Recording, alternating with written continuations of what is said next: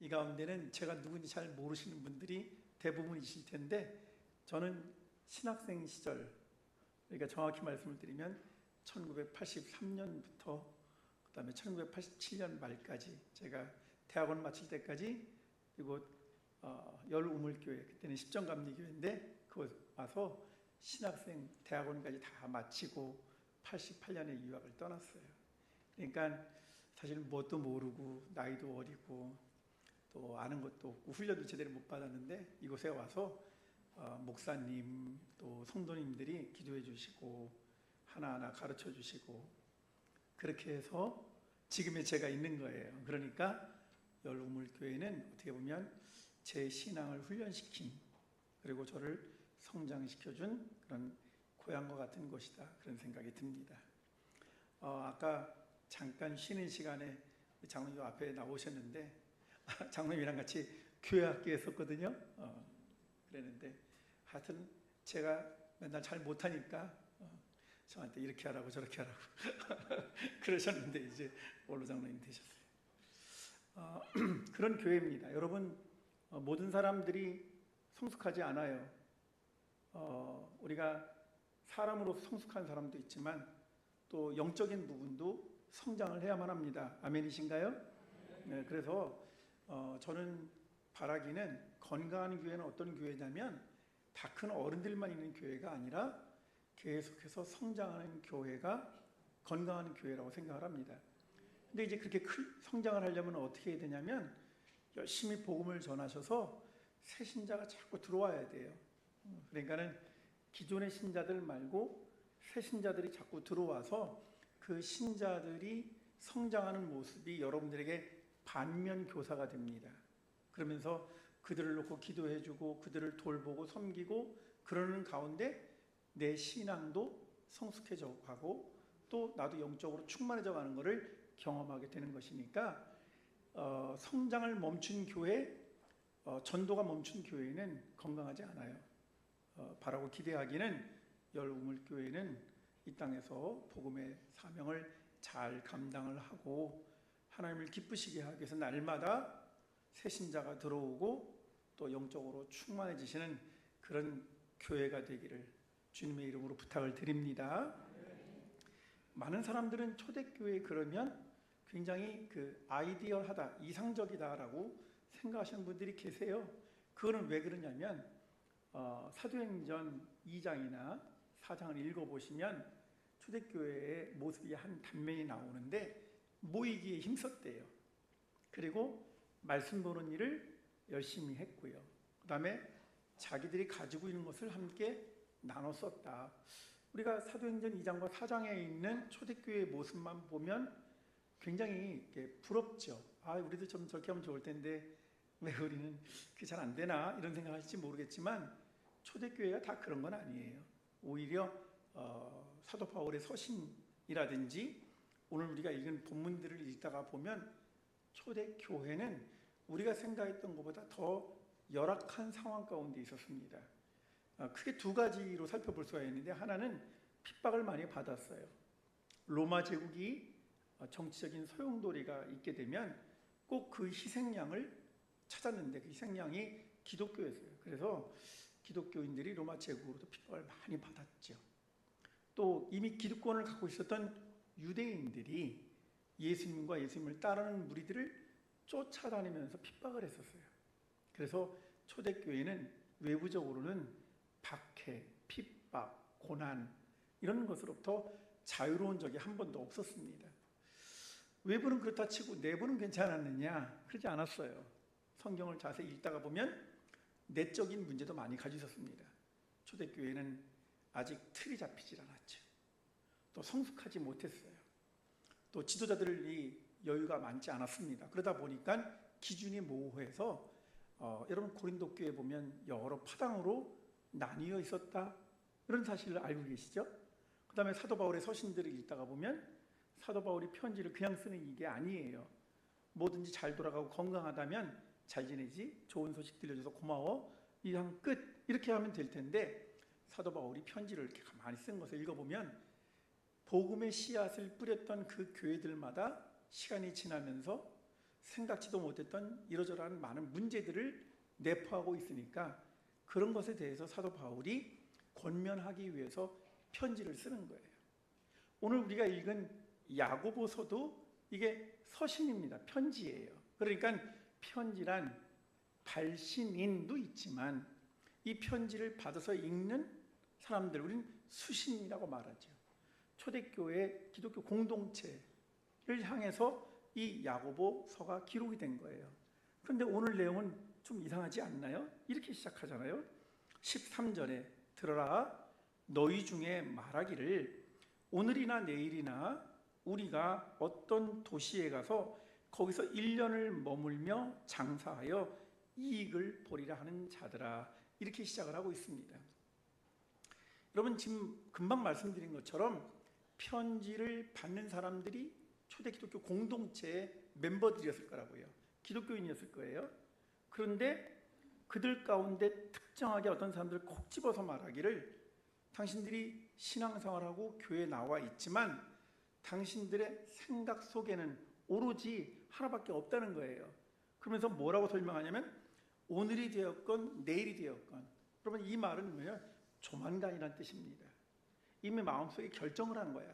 오늘이도 좋고 내일도 좋은데 나 먼 미래에 가는 게 아니라 우리 금방 이걸 실행에 옮기자는 거죠.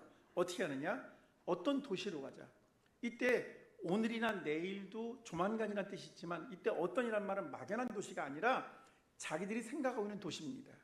야, 요즘에 어디 가면 뭐가 잘 된대, 요즘에 어디에서 뭐가 떴대. 여러분, 그런 거랑 똑같은 거예요. 그러니까 여기서 말하는 어떤이란 막연한이라는 뜻이 아니라 자기들이 이미 계획을 가지고 그곳에 가면 이라고 생각하는 도시예요. 그곳에 가자. 그 다음에 거기서 어떻게 하느냐? 1년을 머물자. 이때 1년이라는 말은 365일을 말하는 게 아니라 상당한 시간 우리가 거기서 지내자는 거죠. 그런데 뭘 하면서 지내냐면 장사를 하겠다는 거예요.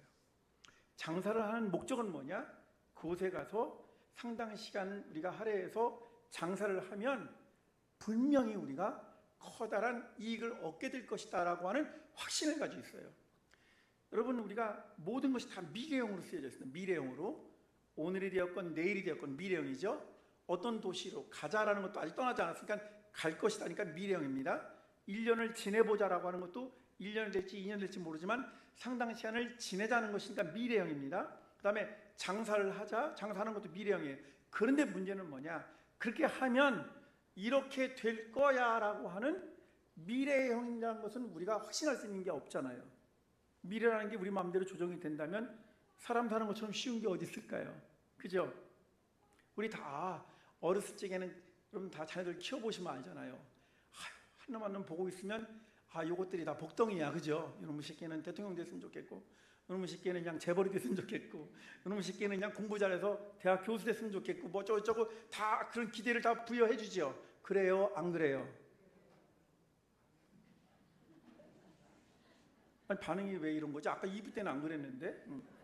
여러분들 지금 어르신들이 많으신데 맞아요. 모든 인생이란 게 기대 속에서 살아가죠.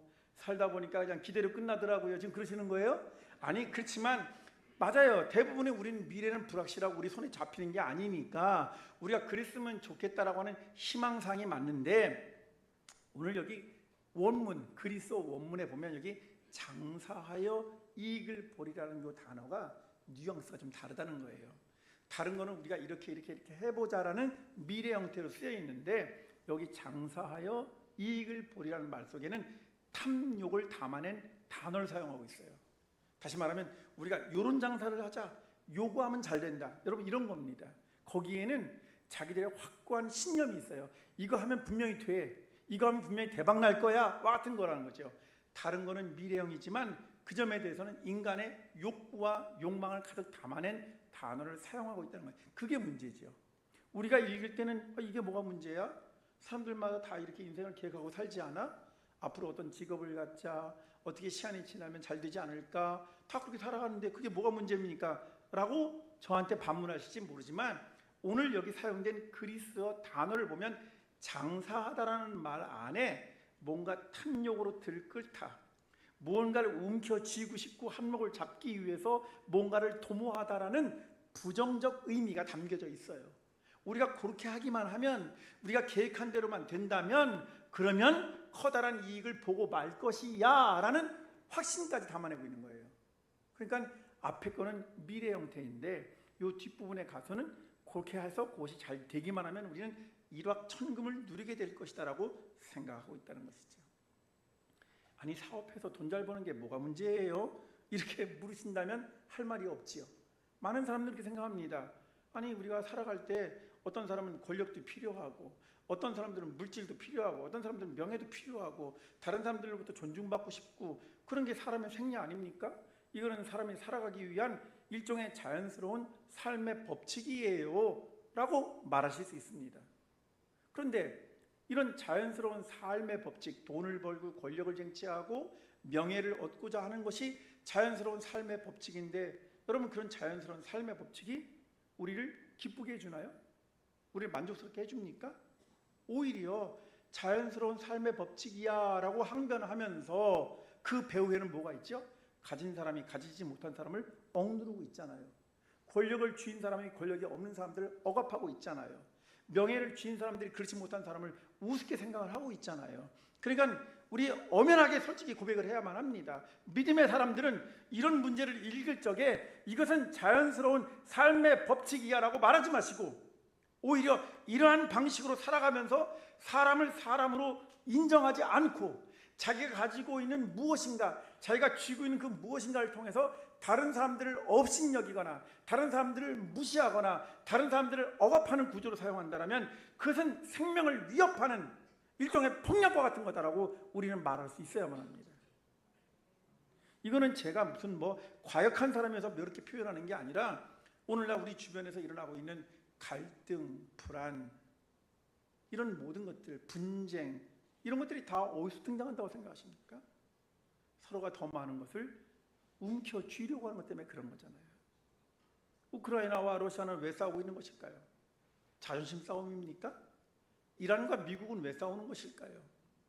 왜 베네수엘라라는 나라는 사우디아라비아만큼 석유 매장량을 많이 가지고 있는 나라인데 그것이 제대로만 잘 활용되면 인구가 살기 좋은 그런 경제 구조를 가지고 있음에도 불구하고 왜 그 나라는 저렇게 되었을까요? 여러분, 우리가 이런 것들을 생각해 놓고 본다면 여러분, 누군가의 탐욕, 누군가의 권력에 대한 욕심, 이러한 것들이 실은 삶을 살아가는 자연스러운 법칙이라고 우리가 인정해주면 안 되는 것이고, 그것이 오히려 생명을 위협하는 것이다라는 것을 우리가 인식해야만 합니다. 여러분, 초대 기독교인들도 로마 제국의 치하 속에서 살았습니다. 그들도 우리와 똑같이 어떤 사회적 계층의 문제, 갈등의 문제를 가지고 있었고 억압 부조기 속에 살아가고 있었어요. 주님 이 땅에 오셔서 이 세상을 바꿔놓으려고 하신 게 아닙니다. 여러분, 오해하지 마세요. 예수님께서 오셔서 이 땅을 바꿔놓으려고 오신 게 아닙니다. 오히려 그게 아니라 영원한 하나님의 나라에 대해 선포하신 거잖아요. 너희는 먼저 그의 나라와 그 의를 구하라. 다만 한 가지 가르쳐 주신 것은 뭐냐면 예수님의 뒤를 따라가면서 이 땅에서 우리가 하나님 나라를 훈련하도록 만들어준 거죠. 저는 그래서 제대로 된 기독교인들이 있다면 이 세상의 불화와 갈등이라고 하는 것은 우리가 단절시킬 수는 없지만 기독교인들이 있어서 그러한 것들을 좀 완충작용을 만들어준다든지 그러한 상처와 그 같은 아픔들을 좀 보듬어 줄 수 있다면 그래도 좀 더 나은 세계를 우리가 만들어간다라고 하는 그런 소망을 가지게 되지 않을까 싶습니다. 그런데 기독교인들이 그렇게 살아야 함에도 불구하고 오늘 본문에 보니까 지금 신앙 공동체 안에 들어와 있는 어떤 이들 가운데는 세상 사람들과 전혀 다를 바 없이 또는 인간적인 기준을 가지고 삶의 목적을 삼은 사람들이 있다는 거잖아요. 그들이 말하기를 내일이나 오늘이나 우리가 어떤 도시로 가서 거기서 장사를 해가지고 큰 돈을 한번 벌어보자. 이들이 그런 인간적인 생각을 가지고 있으면서 그런 세상적인 그런 욕심을 가지고 있으면서 교회는 안에 들어와 있는 거예요. 그러니까 이게 문제가 되는 거죠. 저는 오늘이라고 해서 다르다고 생각하십니까? 아니죠. 어떤 사람은 정말 주님을 통해서 참 생명을 발견하기를 원하는 사람, 길이요 진리요 생명이신 예수 그리스도를 만나러 교회에 오는 사람들도 있지만 어떤 사람들은 하나님을 등에 업고 자기의 욕심을 채우려고 교회에 오는 사람들이 여기는 없겠지만, 그죠? 저 분명히 말씀드렸어요. 여기는 없겠지만 어딘가에 있을지 잘 모르겠어요. 왜? 지금 우리 얘기를 하는 게 아니라 성경에도 그런 사람들이 등장을 하고 있으니까 그들에 대해서 단호하게 14절에 이렇게 말합니다. 이런 모든 일을 도모하고 계획하는 너희들아, 도무지 인생이라는 것이 내일 일에 대해서 확신할 수 있겠는가? 내일 일을 너희가 알지 못하는도다. 그러면서 하는 말씀이 뭐냐면 너희 생명이 무엇이냐. 여기서는 너희 생명이 무엇이냐라고 묻고 있지만 다르게 표현하자면 너희 생명은 어디로부터 오는 것인가? 너희 생명의 토대는 어디에 있는가라고 질문을 던져야 하는 것입니다. 그래서 저는 오늘 본문을 볼 때 들어라 라고 시작하는 이 본문, 구약 성경에는 이 표현이 매우 중요한 표현입니다. 쉐마 이스라엘, 들어라 이스라엘이요. 근데 신약 성경에는 자주 안 등장하지만 여기에 들어라라고 되어 있으니까 이건 뭔가 결단을 요청하는 거죠. 그리고서는 오늘 우리가 읽은 본문 17절 맨 마지막에 가면 그러므로라고 시작되고 있어요. 그러니까 들으십시오. 자, 이 말을 잘 듣고 여러분들이 이해했다면 그렇다면 다음과 같이 하십시오라고 하는 결단을 요청하는 거예요. 따라서 오늘 본문은 생명에 대한 일종의 선전포고와 같은 것입니다. 어디에 생명이 있는가? 어떻게 하는 것이 참 생명인가? 이 말씀을 깨닫기를 원하신다면 오늘 이 말씀 속에 담겨진 의미를 우리가 분명히 파악할 필요가 있다고 저는 생각합니다. 저는 그냥 말씀을 묵상하다가 이 사람들 도대체 어떤 도시를 가려고 했을까? 그런 생각이 들었어요. 그러다가 번뜩 저한테 생각이 난 것은 아브라함이 고향 본토 친척 아비집을 떠나올 때 혼자 나오질 않고 누굴 데리고 나왔냐면 조카 롯을 데리고 나왔어요. 그죠? 그리고서는 성경을 자세히 읽어보시면 롯하고 나왔는데 고향을 등지고 나왔으니 뭔가 불편하고 부족한 게 많았겠죠. 그래서 이 부족한 거를 해결하기 위해서 이집트 들어갔다가 또 우여곡절을 겪고 나왔어요. 그래서 이제 조금은 먹고 살만해지게 되는데 먹고 살만해지게 되니까 그럼 얼마나 좋아요, 우리는. 그런데 가진 게 없었을 때보다 가진 게 생기니까 또 갈등이 생깁니다. 그래서 아브라함의 종들하고 조카 롯의 종들 사이에 서로 이 목축업을 하는데 자기 양떼들에게 서로 물 먹이겠다고 싸움박질이 벌어지는 거예요. 그러니까 없을 때는 그냥 서로 협력해서 살았는데 넉넉해지니까 그 다음에 서로 자기 것 중심이 되잖아요. 그래서 갈등이 벌어지게 되니까 참다 못해서 아브라함이 조카 롯을 데려다 놓고 아마 같이 높은 곳에 올라가서 사방을 둘러봤겠죠. 야, 우리가 함께 하기는 이제 좀 어렵게 됐다. 그러니까 우리 선택하자. 내가 동을 선택하면 내가 서를, 내가 좌를 선택하면 내가 우를 선택할게. 그래서 사방을 쫙 둘러보고 난 다음에 조카 롯이 기름지고 풍요롭고 먹고 살아가는데 지장이 없을 곳이라고 생각하는 곳이 눈앞에 나타났잖아요. 그것이 어디입니까? 소돔과 고모라 땅입니다. 사람의 눈으로 딱 보았을 때, 야, 저긴 참 좋아 보인다. 저희가 살면 참 살만나겠다. 저기는 기름지고 풍요로운 땅인데 저기는 되는 곳이야 라고 생각을 했겠죠. 그래서 롯은 그곳을 선택했습니다. 눈에 보이는 곳을. 아브라함이 집에 돌아왔는데 잠이 안 와. 뭐 여러 가지 이유가 있었겠지만 첫째는 그랬겠죠. 조카 롯을 떠나보내고 난 다음에 아마 마음에 불편함이 있었을 거예요. 아유, 저거 내가 괜히 고향에서부터 데리고 나와가지고 아직 철들지도 않았는데 이제 내가 떠나놓고 보내는데 잘 살 수 있을까? 은근 걱정이 되는데 힘들어 같이 데리고 살걸. 내가 그냥 끼고 살았으면 걱정은 안 할 텐데 떠나놓고 보내놓으니까 저게 눈에 밟히네. 이런 생각이 들었을 거예요. 성경에는 안 나오지만 아시겠죠? 그 다음에 또 하나 마음은 뭐였을까요? 아브라함도 조카 롯이랑 같이 올라가서 사방을 둘러보았을 거 아니에요. 그러면 롯의 눈에만 기름지고 풍요로운 땅이었을까요? 아브라함이 보기에도 좋은 땅을 이미 봤잖아요. 그런데 롯이 그것을 선택했으니 자기는 반대편을 선택하면 그 다음에 자기 앞에 어떤 생각이 들겠어요? 걱정이 다가오지. 와, 나도 저쪽 가서 살면 좋았을 텐데 반대편을 가야 되니까 내 앞은 또 어떤 인생이 벌어질까. 그래서 걱정이 앞섰겠죠. 여러분, 그래서 밤잠을 이루지 못할 때 하나님께서 어떻게 합니까? 아브라함을 이번엔 부르시죠. 너 좀 나 좀 보자.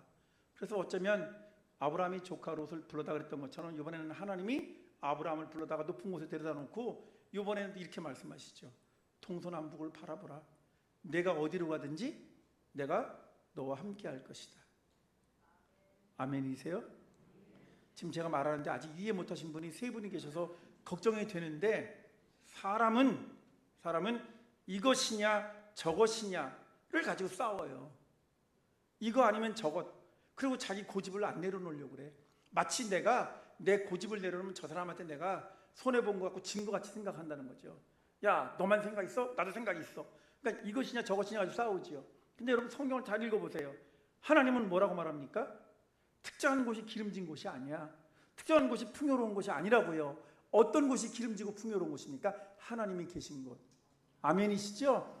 하나님이 만드신 모든 세계는 하나님의 손길 안에 있는 것이고요. 하나님이 만드신 모든 세계는 하나님의 시선 속에 있는 곳이에요. 그러니까 아브라함 보고 뭐라면 동서남북을 바라보고 내가 어디로 가든지 내가 너와 함께 하겠다, 그렇게 말씀하셨어요. 하나님이 함께 하실 때 진짜 생명이 있는 것이지, 사람의 눈에 보기에 좋은 거, 다른 사람의 얘기를 듣고 요즘엔 뭐를 해야 잘 된대, 요즘엔 뭘 해야 먹고 살 수 있대, 여러분 거기에 자꾸 귀를 기울이고 있으면 다 잘 될 것 같은데 어떤 사람은 되는 사람이 있고 어떤 사람은 안 되면 나만 뒤처지는 것 같고 나만 어리석은 것 같고 나만 시대를 잘못 타고난 것 같고, 여러분 그런 생각이 들잖아요. 그러니까 인생이 억울한 거죠. 그런데 우리가 하나님을 만나야만 합니다. 하나님이 우리와 함께 하시면 우리가 어디를 가든지 우리와 함께 해주실 때 우리의 삶은 진정한 생명으로 풍요로워질 줄 믿습니다. 아멘이시죠? 여러분 저는 갑자기 이때 어떤 도시라고 말했을까?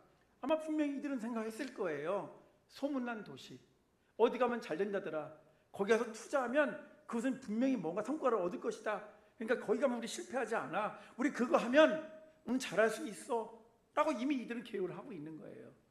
하나님의 뜻을 찾는 게 아니라 사람과 세상을 의지하면서 생각했던 어떤 도시, 바로 그런 곳을 향해서 질주하는 사람들, 그들을 향해 성경은 뭐라고 말하냐면 모든 인생은 내일 일을 도무지 알지 못한다. 그러면서 성경은 우리에게 참된 생명의 근원이 어디에 있는가, 누구로부터 참 생명이 오는 것인가, 우리 생명의 근거, 토대가 무엇인가를 가르쳐주고 있다는 것이죠.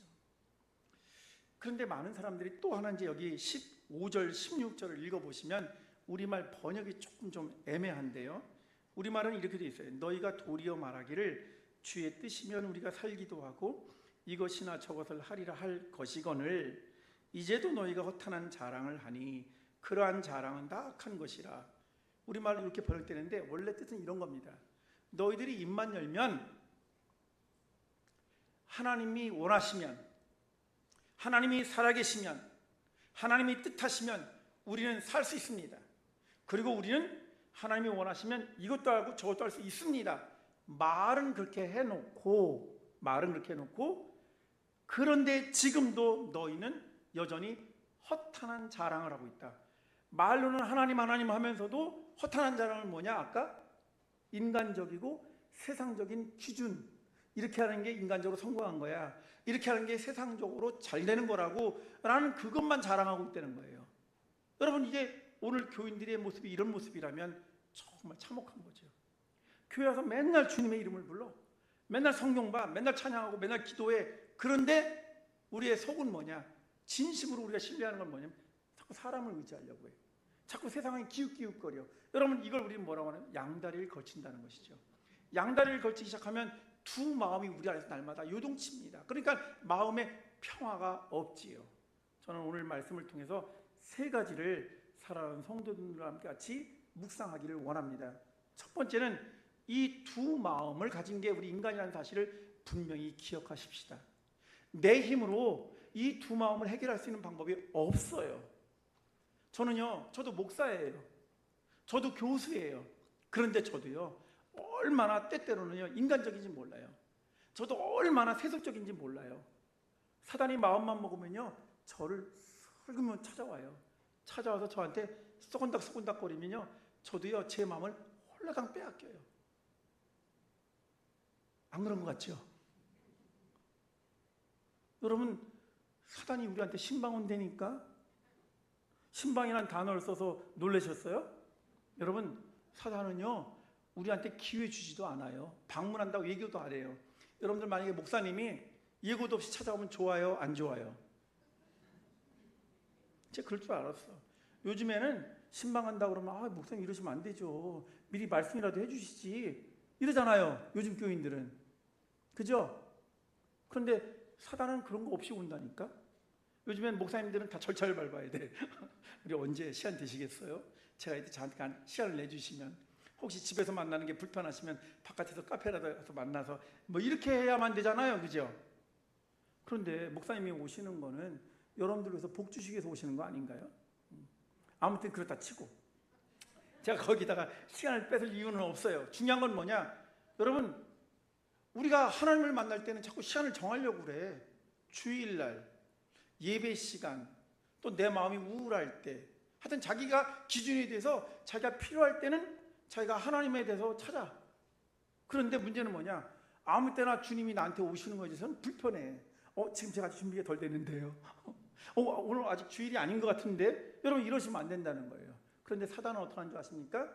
1년 365일 연중 무휴, 하루 24시간 상시 대기 그런다니까. 그리고요, 우리가 조금만 마음의 틈이 벌어지면, 우리 안에 혹시 속상하거나 서운하거나 뭔가 원망스러운 일이 있거나 그럴 때 이놈이 얼마나 재빠르게 다가오는지요. 그냥 시속 얼마로 다가오는지도 모르겠어요. 딱 다가와가지고, 맞아, 너네 그럴 줄 알았어. 그러면 자꾸 우리 안에 어떻게 합니까? 불평, 원망, 서운함, 너무나 인간적인 걸 자꾸 우리 안에 집어넣어줘서 우리의 마음과 생각이 분열되도록 만들지. 그러니까 입술로는 주여 주여 하지만 속은 다 뭐로 되어 있냐면 세상적인 것으로 우리를 막 채웁니다. 여러분, 야고보서를 읽어보면 두 마음에 대한 이야기가 자주 등장을 해요. 야고보서 1장 8절입니다. 제가 읽어드릴게요. 두 마음을 품어 모든 일에 정함이 없는 자로다. 야고보서 4장 7절 8절, 그런즉 너희는 하나님께 복종할지어다. 마귀를 대적하라. 그리하면 너희를 피하리라. 하나님을 가까이 하라. 그리하면 너희를 가까이 하시리라. 죄인들아, 손을 깨끗이 하라. 두 마음을 품은 자들아, 마음을 성결하게 하라. 그러니까 사랑하는 성도 여러분, 첫 번째로 우리가 꼭 기억해야 될 것은, 우리는 두 마음 속에서 흔들리는 존재다. 우리가 마치 믿음에 딱 결단을 하면, 나는 절대로 변하지 않아, 나는 믿음 생활을 하기로 했으니까 난 이제 주님만을 따라갈 거야. 여러분, 이렇게 살아가면 얼마나 좋겠어요. 그런데 아니라는 거죠. 우리도 자꾸 때때로 흔들리고 넘어지고 세상 또는 사람들의 좌지우지되는 경우가 솔직히 많아요. 그걸 인정하셔야 돼. 자, 인정하시는 게 제일 중요한 건데, 마치 우리는 신앙생활을 오래 해. 또 직분을 받았어. 그러면 안 그런 척 하는 거죠. 목사는 목사인 척하고, 장로님들은 장로인 척하고, 교인들은 우리가 3대째 4대째 신앙의 가문인 척하는 것뿐이에요. 여러분, 그러시면 안 됩니다. 오히려 새신자들은 안 그래. 솔직해. 이럴 때 어떻게 하면 좋을까요? 저 신앙생활 잘하고 싶은데 내 마음대로 안 돼요. 여러분, 그게 진정한 거야. 진심으로 주님의 이름을 부르며 여러분들 앞에 마음이 흔들릴 적에, 마음의 평화가 없을 적에 주님의 이름을 부르고 말씀 앞에 무릎을 꿇는 게 필요한데, 그것을 위해서는 우리는 두 마음 속에서 요동칠 수 있는 존재라는 걸 인정하셔야 돼요. 그렇기 때문에 뭐가 필요한 거죠? 나의 참된 주인으로 예수 그리스도를 모시어드려야만 합니다. 아멘이십니까? 여러분, 우리 신앙생활하다가 실패할 수 있어. 넘어질 수 있어. 그걸 부끄러워하지 마세요. 목사가 왜 저래? 저렇게 오랫동안 신앙생활 하시는 분들이 왜 저러지? 여러분, 그런 다른 사람의 시선이 중요한 게 아니에요. 여러분, 성경을 자세히 읽어보시면 완벽한 사람이 어디 등장을 해요? 타자가 많잖아요. 그렇지만 그 문제 많은 사람들이 주님 앞에 무릎을 꿇었을 때 주님은 한 번도 너 왜 그랬니? 라고 말하지 않았습니다. 그들을 찾아오셔서 용서하시고, 그들을 다시 품어주시고, 그들에게 다시 한번 희망을 허락해 주셨잖아요. 그러니까 하나님은 우리에게 묻거나 따지는 게 아니에요. 사단은 우리한테 와서 조종을 하고 컨트롤을 하고 있다가 우리가 박살나잖아요. 그러면 우리를 조롱하고 가버려요. 니까짓 게 뭐 별거 아니지, 내 이럴 줄 알았어, 이러고 도망가지만, 하나님은 사단이 우리를 박살내고 돌아가도 그 자리에 계십니다. 그러면서 항상 우리 편이 되어주시는 거예요. 여러분, 저는 성경을 읽으면서 그때 깨달았어요. 우리는 우리 힘으로 신앙생활하는 게 아니에요. 믿음은 하나님이 우리에게 주시는 선물이에요. 두 마음 속에서 우리가 흔들릴 수 있지만 주님의 이름을 날마다 부르며 나아가십시다. 그때 주께서 오셔서 다시 한번 우리의 주인이 되어주실 줄 믿습니다. 두 번째로, 여기 분명히 말했어요. 그러므로 사람이 선을 행할 줄 알고도 행하지 아니하면 죄니라. 여기 선과 악 또는 죄와 또 의라고 하는 이런 개념은 세상적인 기준을 가지고 보시면 안 됩니다. 그게 아니라 하나님을 택하는 것이 선을 행하는 거예요. 아멘이시죠? 그러니까 하나님을 주인으로 삼는 것이 의예요. 그런데 하나님을 버젓이 알면서도 하나님보다 인간의 욕구나 욕망을 채우기 위해서 하나님이 아니라 세상이나 사람에게 의지하게 될 경우에 그것은 선이 아니라 악을 선택하는 것이죠. 그것을 죄라고 말하는 겁니다. 신앙생활하면서 하나님 없이 신앙생활한다면 그것은 죄라고 우리는 분명히 고발해야 하는 거죠. 그것은 사도 바울이 로마서에서 여실히 우리에게 이미 말을 해 주었습니다. 어쨌든 제가 학교를 있다 보면 학교에는 해마다 신입생들이 들어와요. 별의별 종류의 사람들이 다 들어오지요. 그냥 어떤 사람들은 뭣도 모르고 부모가 가라고 그러니까 19살짜리 20살짜리들이 신학교에 오는 경우도 있어요. 그렇지만 30대, 40대, 50대, 60대 이런 분들 가운데는 하나님의 정말 강력한 붙드심에 의해서 신학교에 오시는 분들이 계세요. 이번 봄학기에도 제가 간증할 일이 참 많은데 그러려면 오늘 밤새가면서 얘기되니까 그냥 두 사람만 소개하려고 그래요. 한 사람은 뭐냐면 신입생인데 대학원에 들어왔는데 제 수업도 들어오고 제가 소그룹으로 하는 소그룹 영성 모임에도 두 개를 다 들어와요. 근데 보니까 사람이 몸이 참 좋더라고요. 그래서 내가 이제 시간이 좀 지나고 난 다음에 어떻게 신학교에 들어왔어? 그랬더니 그 친구가 기다렸다는 듯이 교수님 그렇지 않아서 제가 교수님 앞에 제가 기도 부탁하려고 그랬어요. 자기는 체육을 전공한 사람은 아닌데 운동이 좋아서 대학 다닐 때 운동을 꾸준히 했어요. 그러다가 그것이 자기 직업이 됐어요. 헬스 트레이너. 저는 그냥 헬스 트레이너가 딱 프로필 사진 찍으면 몸이 너무 근사하니까 야, 나 몸이 꽝인데 나도 좀 도와주라. 제가 우스갯소리를 그랬거든요. 그랬더니 그런 건 제가 언제든지 도와드릴 수 있는데요. 교수님 저를 위해서 기도해 주세요. 그러면서 얘기를 하는 거예요. 어떻게 들어왔냐 그랬더니 본인이 대학을 졸업을 하고 자기가 좋아하는 운동 쪽으로 들어가서 직업을 가지게 됐어요. 근데 저는 몰랐어요. 헬스 트레이너가 그렇게 힘든 직업인 줄 몰랐는데 여러분 자기 관리를 위해서 오전에는 매일 운동을 해야 돼. 그 다음에 오후에는 고객들이 오기 시작해서 직장을 생활하는 사람 저녁 때까지 1대1 수업을 해줘야 돼. 그러니까 하루 종일 운동한다고 생각을 해보세요. 그래서 근육통을 매일 몸에 달고 산대요. 집에 가잖아요. 샤워를 하면 몸이 몸살 난 것처럼 그렇게 신음을 하면서 잔대요. 근데 자고 또 아침에 딱 일어나면 또 몸이 또 근질근질거리고 몸이 굳은 것 같아서 또 나가서 개인 운동을 하고 또 오후부터 또 먹고 살아야 되니까 고객 관리를 위해서 또 1대1 수업을 해주고 그러니까 근육통을 몸에 달고 산대요. 저는 그런 줄 몰랐어요. 몸살 났을 때 그런데 근육통 있잖아요. 근육통. 그거를 매일 경험한다고 생각을 해보세요. 그게 쉬운 일인가?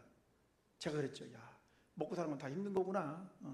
그런데 이 친구가 초등학교 때 하나님을 만난 적이 있었대요.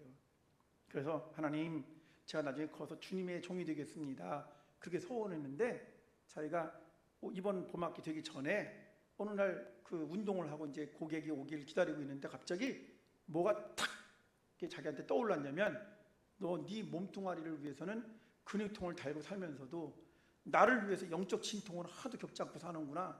너가 약속한 건 어디로 갔어? 갑자기 그 마음이 자기한테 들어오더래요. 그래서 이 친구가 지금 여자친구도 있고 곧 결혼합니다. 그걸 놓고 상의를 했는데 계속 그게 고민이 되는 거예요. 그러다가 신학교를 들어왔다는 거예요. 그래서 제가 제 몸을 위해서는 근육통을 달고 살아가는 것을 행복해하면서 내가 주님을 위해서 영적 고통을 회피하고 있었다는 사실에 대해서 부끄러웠습니다. 그리고 제 앞에 와서 딱 자기가 부름받은 이유를 말하는데 그게 하나님께서 그 친구를 통해서 저에게 들려주시는 말씀이더라고요. 이제 너 목사들로 태어나서 목사야, 대학교 교수야, 남들이 볼 땐 그럴싸하잖아요. 그런데 나는 이 직업에 대해서 만족을 할지언정 내가 영적 고통을 경험하고 살아가고 있나. 여러분 그 이야기를 그 친구를 통해서 해주더라고요. 그래서 때로는 여러분들 교회 안에 새신자가 들어오잖아요.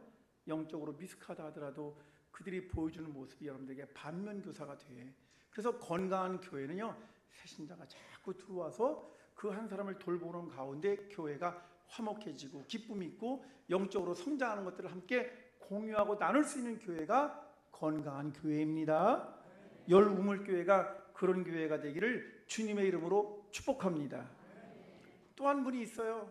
이분은 학교 체육교사로 은퇴를 했어요. 근데 저 원주에는 큰 교회 장로님이세요. 이분이 이제 퇴직을 앞두고 하나님 위해서 내가 뭘 하면 좋을까? 근데 내가 명색이 장로인데 나중에 은퇴하고 난 다음에 시간 많으니까 교회에서 교인들 성경 공부도 좀 하고 그러려면 내가 성경을 배워야 되겠다. 그래서 여러분 신학교에 성경 가르쳐 주는 줄 알고 신학교에 오셨어요. 대학원에. 대학원에서 3년 동안 신학 공부하다가 하나님이 더 큰 비전을 주셨어. 어떤 비전을 주셨냐면 선교사 나가야 되겠다. 그래서 66세에 신대원 졸업할 때 사모님한테 가서 얘기했대요. 나 선교사 나갈 거야. 그랬더니 남편이랑 평생 살아봐서 남편이 어떤 사람인지 아니까 사모님이 당신 고집 아무도 못 꺾어요. 당신 하고 싶은 대로 하세요. 걱정하지 말고 하시라고. 그래서 아내한테는 허락을 받았는데 교회 간 거예요. 담임 목사님한테 목사님 제가 선교사 나가고 싶어요. 그랬더니 목사님이 장로님 무슨 말씀을 그런 소리 하지 마시라고. 나 목회 옆에 잘 도와주셔야지 가긴 어딜 가냐고. 목사님이 안 된다고 그러더래요. 또 아는 교인들 보고 나는 선교 나갈 거예요. 그랬더니 아유 장로님 나이가 몇 개인데 지금 선교를 나가요. 60 중반이신데 66세에 그러니까 안 된다고. 그렇게 하시는 거 아니라고. 그래서 다들 반대를 하더래요. 집에 와서 가만히 생각을 해보는데 혹시 내가 선교사 나간다고 그러면 선교비 만들어줘야 되는 것 때문에 부담스러워서 그러나? 그까짓 거 내가 돈 필요한 거 아닌데 하나님이 하시면 하는 건데 내가 벌어서 하지. 그래서 이 양반이 내가 선교사 훈련 과정 밟으면서 내가 돈 벌어야 되겠다. 근데 이제 여러분 시급 받아가면서 하면 못 벌잖아요. 그러니까 노동 현장을 나. 노동 현장. 그래서 노동 현장 가면 이제 하루에 좀 벌이가 좀 괜찮으니까. 근데 이분이 체육 선생님이셨어요. 키가 190, 몸무게가 190 아니에요. 키가 1m 90 그러니까. 그다음에 몸무게가 110kg. 이 양반이 어떤 분이냐면 국가대표 태권도 선수 출신이에요. 그다음에 국가대표 태권도 감독을 하신 분이야. 평생 운동하신 분이죠. 그러니까 노가다 현장 그까짓 거 내가 다 평생 운동한 사람인데 그래서 노동 현장에 간 거예요. 노동 현장에 갔더니 세 종류의 사람들이 있더래. 외국에서 돈 벌겠다고 온 이주 노동자들, 그 다음에 학생들이 학비 벌겠다고 와서 일하는 학생들, 그 다음에 30대, 40대, 50대 가장들이 가정을 먹여 살리기 위해서 노동 현장에 오는 사람들, 주로 요 세 종류의 사람들이 노동판에 있는데 포르기 닦아서 보니까 당신이 몸집도 좋고 운동을 많이 했으니까 하는 일이 이렇게 우습게 보이더래요. 그런데 웬걸 시멘트 20kg짜리를 등찌개에다가 두 개를 탁탁 얹고 딴 사람들 막 2층 3층으로 막 돌아다니길래 저까지 그럼 나도 하지. 그리고 딱 하나 얹었는데 다리가 훅 드르르거리더래요. 안 쓰던 운동을 해가지고. 그러니까 속도도 느리지, 하다가 넘어져서 다치기도 하지. 그러니까 한 일주일쯤 지나니까 같은 팀에서 어르신 그만 나오시라고. 우리가 이걸 언제까지 공기를 맞춰야 되는데 일에 진도도 안 나가고 자꾸 일만 버리신다고 안 나오지 말라. 자기가 인생 처음으로 거절을 당했대. 퇴짜를 맞은 거예요. 그래서 여기서 그만두고 딴 데 가서 일하고 그러다가 크게 다치셨어요. 그러고 나서 어떤 생각이 들었냐면 이러다가 내가 선교 나가기 전에 죽겠구나 그런 생각이 들어서 이제 그만둬야지. 그러고는 그날 이제 마지막으로 내가 나가야 돼. 그래서 금요일날 나가서 같이 일하는 팀 보고 여러분들 미안합니다. 나 때문에 일도 진도도 느려지고 자꾸 여러분들 일감만 많이 주어서 미안해요. 다음 주부터 안 나올게요. 그런데 그날 저녁 때 끝났는데 한 사람이 봉투에다가 딱 넣어서 뭐라고 그러면 선생님 나이 많으시니까 어르신 선교사 나가신다는데 우리는 뭔지 잘 몰라요. 근데 이 나이 들어서 그런 일 하신다는 건 분명히 훌륭한 일일 거라고 생각했습니다. 그래서 우리가 오늘 같은 팀에서 일하는 사람들이 일당을 싹 다 모아서 드리니까 좋은 일에 써주세요. 그때 이 선교사님 눈물이 그렁그렁거려서 내가 낙심할 때 하나님이 이런 식으로 위로해 주시는구나. 그러니 내가 선교 현장에 가면 하나님께서 나를 이렇게 도우실 거야. 그래서 당신이 용기를 내서 지금 케냐를 가셨어요. 올 4월 달에 연회에 선교사 보고를 하러 오시는데 학교 다닐 때 같이 신대원을 같이 다녔던 개척교회 목사님이 조금씩 후원해 줬대요. 그러니까 그 교회 선교 보고하러 오는데 저한테 전화가 왔어. 교수님 제가 어느 주일날 누구 목사님 댁에 가서 선교 보고하러 가는데 교수님 가까우면 오셔서 같이 예배드리고 같이 얼굴을 봐요. 제가 흔쾌히 제가 가야지요. 그래서 가서 요 간증을 고스란히 들었어요. 저는 그분을 놓고 기도해 드린 건 맞지만 그분이 케냐로 선교사로 나가기 전에 저는 노동 현장을 갔던 건 그날 처음 들었어요. 그리고 더 놀라운 건 그날 아침에 딱 가서 만나는데요. 예배를 드리려고. 아니 그 전에 키 1m 90에 110kg 나가던 분이 80 중반 키로가 된 거예요. 근데 딱 보자마자 제가 너무 마음이 안타까운데 거기다 대고 만나자마자 우울한 소리를 할 수 없으니까 제가 이렇게 말했죠. 선교사님, 왜 이렇게 더 젊어지셨어? 제가 그렇게 말했죠. 속으로는 막 마음이 안타까우면서. 그랬더니 그분은 더 웃겨. 그러게요. 주님이라니까 하나님께서 저를 젊게 만들어 주시던데요. 그러고 나서 예배를 드리며 간증하라는데 막 눈물이 나오는 거예요. 끝나고 난 다음에 제가 그랬어요. 선교사님, 지금 이제 68세시거든요. 그분이 케냐 간 것도 아주 간단해요. 당신이 국가대표 선수들 데리고 시범 경기를 보여주는 거야. 전 세계를 돌아다니면서. 그래서 태권도 보급을 하기 위해서 여러 대륙들을 다녔는데 그때 아프리카가 그렇게 생각나더래요. 그래서 자꾸 그게 생각나는 거 보니까 그게 내가 갈 곳이다. 그래서 케냐 가신 거예요. 가서 감자, 옥수수, 물 갈아 먹는 바람에 맨날 소화시키고 그러니까 막 살이 쪽쪽 빠져가지고 그렇게 오신 거죠. 이분이 얘기를 하는데 자기가 차를 살 돈이 없으니까 그냥 몇 시간씩 걸어서 마을 2개를 찾아 들어간대요. 그리고 자기 가방하고 호주머니 이런 데는 추파춥스라고 들어보셨어요? 추파춥스? 옛날로 말하면 눈깔 사탕. 이거를 잔뜩 넣어가지고 가는 거예요. 여러분 그게 별거 아닌 것 같아도 그 선교비를 가지고 사탕 사가지고 가잖아요. 애나 어른이나 그거 먹으면 그 당분이 에너지야, 이 사람들한테는. 그러니까 그냥 힘이 메가리가 없던 사람이 사탕 하나만 빨아먹어도 우리 옛날에 못 살 때 생각나시나요, 어르신들? 아유, 하긴 뭐 대단한 나라죠. 이 나라가 밀가루 팔아먹던 나라가 삼성전자 아닌가? 그죠? 사탕 팔아먹고 눈깔 사탕 팔아먹고 껌 팔아먹던 그런 회사들이 지금 전부 다 훌륭한 회사들이 됐잖아요, 우리나라. 그래요, 안 그래요?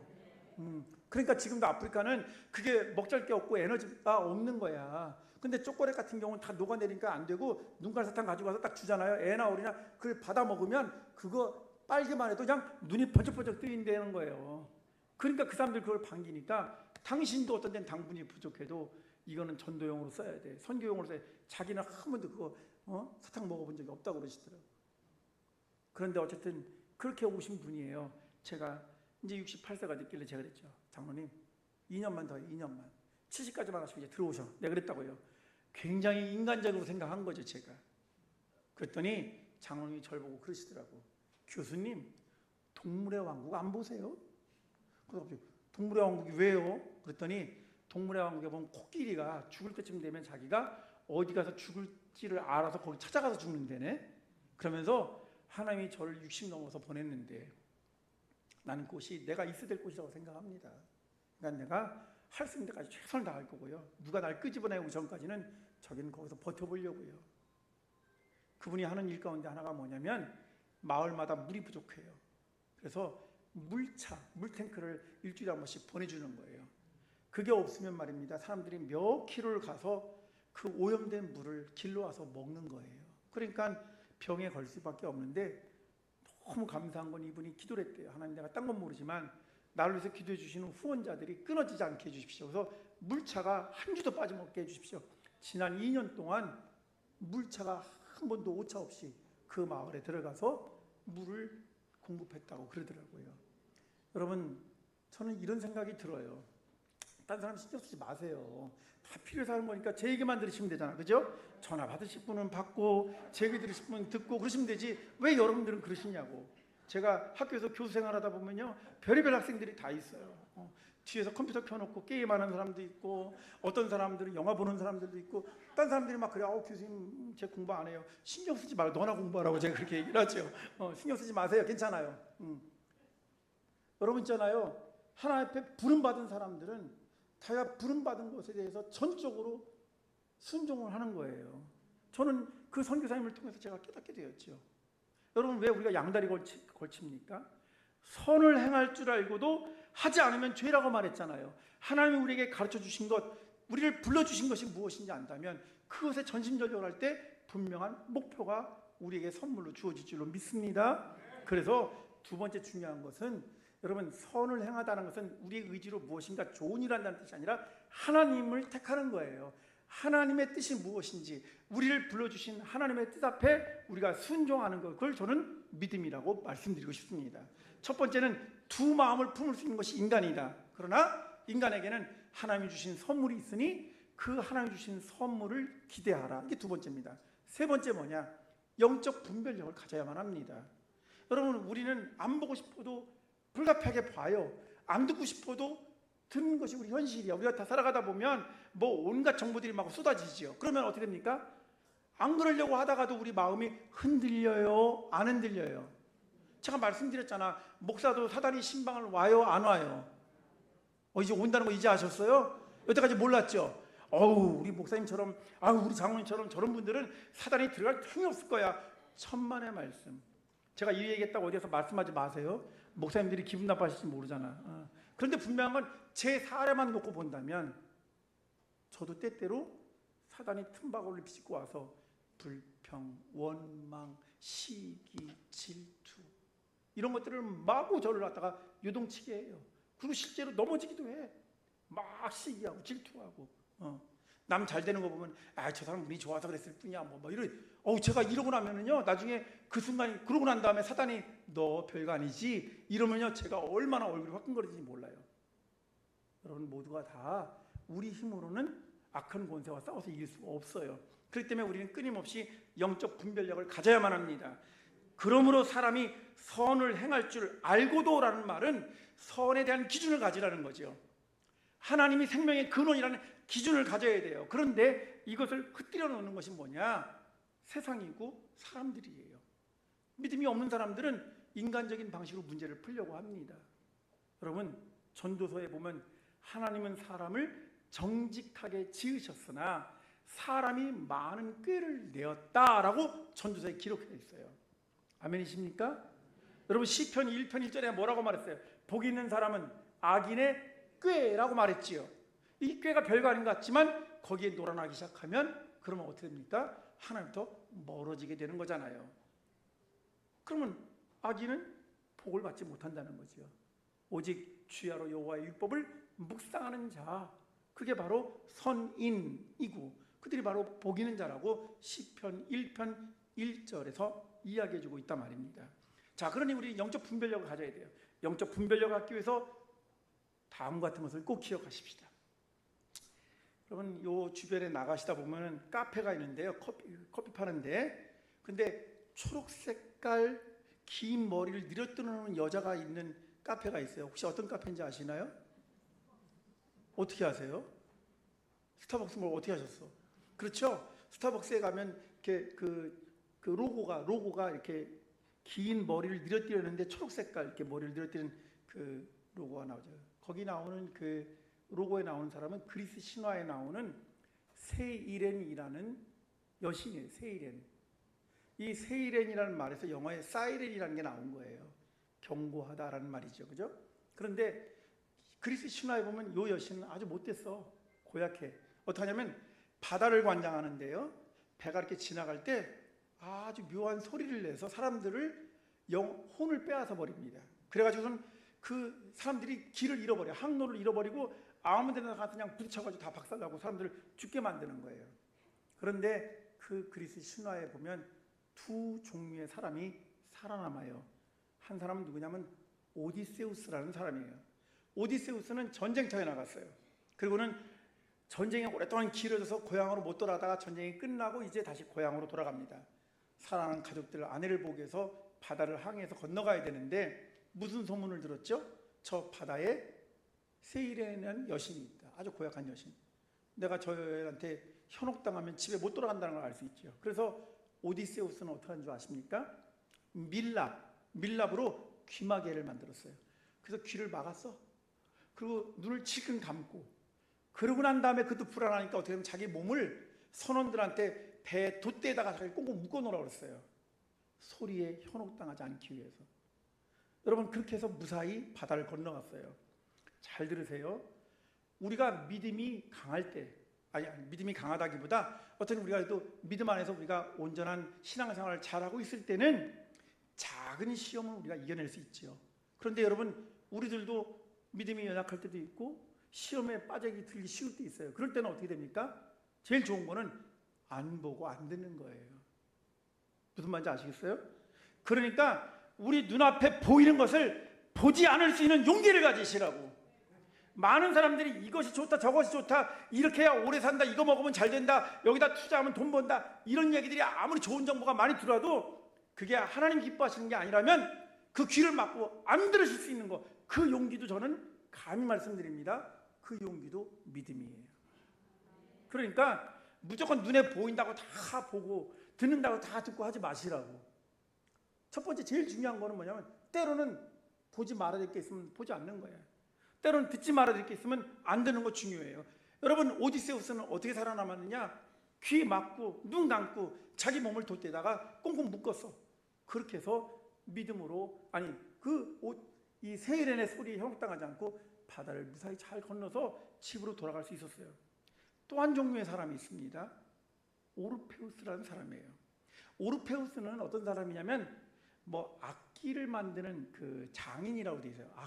악기를 만드는 사람, 또는 음악을 하는 음악가래. 음악을 하시는 분이에요. 그래서 이 사람도 그 배에 올라타서 그 바다를 건너게 되었는데, 아니나 다를까 세이렌의 소리가, 미혹하는 소리가 들렸는데, 그때 오르페우스는 어떻게 한 줄 아십니까? 자기가 만든 악기를 꺼내서 거기에 온통 집중해서 연주를 하기 시작했어요. 남의 소리에 귀를 기울인 게 아니라 자기 소리에 심취하는 거죠. 자기가 만든 악기를 연주하면서, 그렇게 하면서 세이렌의 소리를 안 들었던 거예요. 저는 이 두 번째가 우리 기독교인들한테 필요하다고 생각하는데, 그것은 뭐냐? 여러분들, 말씀으로 무장하는 거야. 날마다 깨어서 기도하는 거라고요. 그리고 여러분들을 요동치게 할 때마다 주의 이름을 부르세요. 주여, 주여라고 부르는 거예요. 그러면서 여러분들의 악기를 연주하는 거죠. 여러분들의 생명을 주시는 여호와 하나님의 이름을 불러가면서 여러분들의 신앙을 고백하고 여러분들의 믿음을 가지고 맞서 담대하게 싸우게 될 때, 그때 악한 권세가 우리를 감당하지 못하게 될 줄로 믿습니다. 사랑하는 성도 여러분, 저는 이제 긴 설교를 마무리하려고 그래요. 여러분, 이번 봄 1월부터 6월까지 힘들고 어렵고 요동치는 별별 소리가 많이 들리는 이런 세계 속에서 우리가 잘 믿음으로 여기까지 온 줄로 믿고 여러분들 감사드립니다. 그런데 중요한 거는 우리가 남은 생에도 하나님 나라를 향해서 한 걸음 한 걸음 나아가셔야 되잖아요. 우리가 신앙생활하다가 푯대를 놓쳐버리는 그런 어처구니 없는 일이 없도록 하기 위해서는 우리는 끊임없이 하나님의 말씀 앞에 무릎을 꿇어야 됩니다.